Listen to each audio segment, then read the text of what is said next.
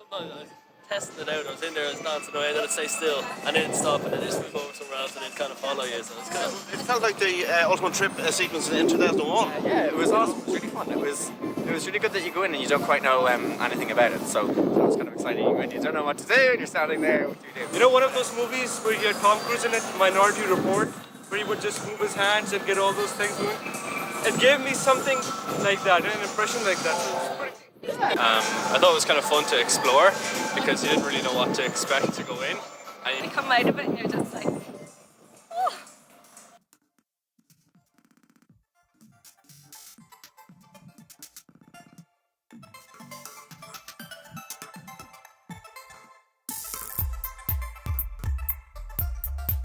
Euphorium is an interactive, motion-based experience that allows user, visuals, and audio to become one in an immersive environment.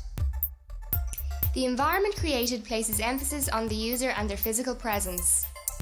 The user is an integral component of the experience, rather than acting as a passive spectator. In fact, without the user's presence, the experience would not exist. By way of human motion, Euphorium visually and aurally represents a diverse set of tangible energies in an abstract style. Euphorium has an uplifting and euphoric effect on those that experience it.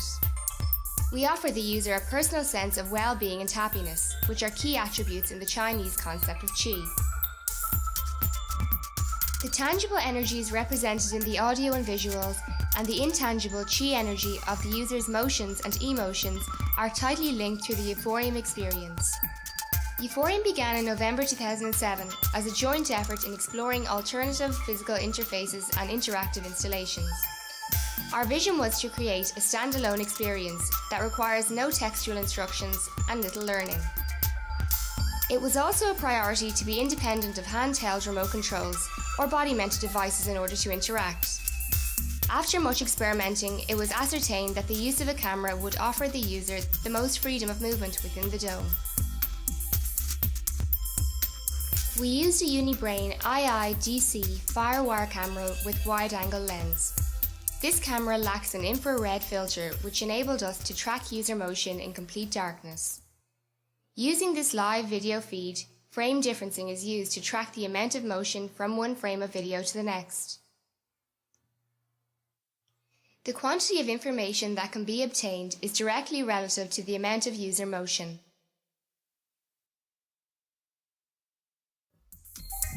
Euphorium's 12-foot dome structure creates an uninhibited environment where the audio-visual experience takes place. The dome was conceived, designed and built from the ground up by our team. The dome was deemed to be the ideal environment for our experience for three main reasons. 1. To keep the inside of the dome consistently dark. Because of this, the dome is flooded with infrared light to allow the camera to see the user in complete darkness. 2. Projecting onto the interior dome surface affords the user a 180-degree field of vision which completely immerses the user into Euphorium's environment. And 3.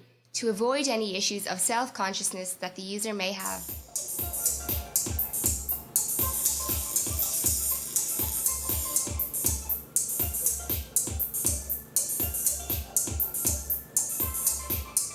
Cycling 74's Max MSP and VVVV were used to create the abstract realm that we envisaged.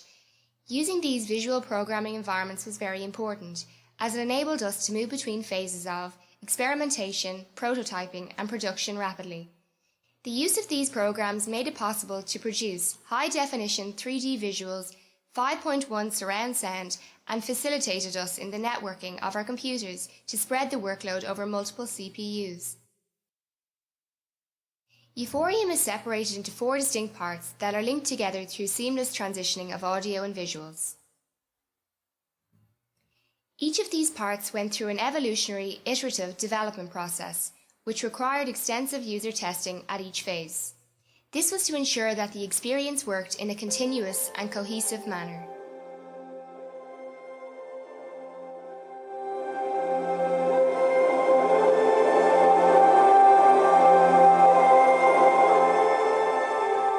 Part 1 is thermal. The user is introduced to a primitive level of interaction, enabling them to build up an understanding of how to interact with Euphorium. As the user progresses through the experience, reactions to their movement become more intense and exaggerated. This is a theme that is evident in all parts. Part 2 is nuclear. It features 10 spheres that the user can interact with.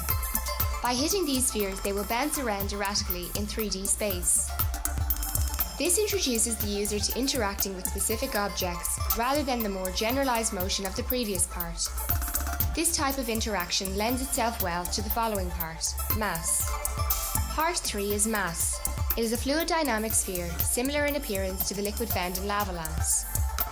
The user creates a centrifugal force through their motion that deforms the sphere in a very dynamic style. Mass also serves a role visually representing the breakdown in the soundtrack before the climax. Final part is kinetic. It is a visual depiction of intense sound emitting from the dome entity. The audio and visuals spread according to the user's actions, movements, and position. This is a fitting end for a climax, helping us to achieve our goal of encapsulating the user, audio, and visuals.